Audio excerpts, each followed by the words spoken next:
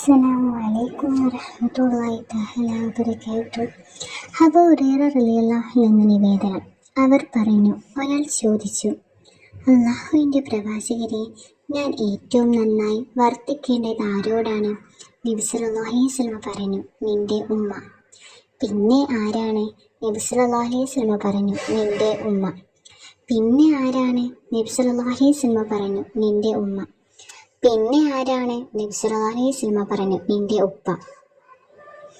3 പ്രാവശ്യം നബി സല്ലല്ലാഹു അലൈഹി വസല്ലം മാതാവിനോടുള്ള കടമ ഊന്നി പറയുന്നു. ഉമ്മയെയോ ഉപ്പയെയോ ധിക്കരിക്കുകയോ പിണങ്ങി നിൽക്കുകയും ചെയ്യുന്ന ആളുകളിൽ നിന്ന് എന്ത് സൽക്കർമ്മങ്ങൾ ഉണ്ടായാലും അള്ളാഹു അത് ഗൗനിക്കുകയില്ല.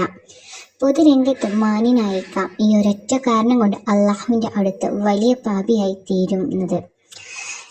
നമ്മുടെ മാതാപിതാക്കളെ സ്നേഹിക്കുക, അവരെ പരിപാലിക്കുക, അവർക്ക് വേണ്ടിയുള്ളതെല്ലാം ചെയ്തു കൊടുക്കുക. അള്ളാഹു നമുക്ക് തൗഫീഖ് നൽകട്ടെ. ആമീൻ.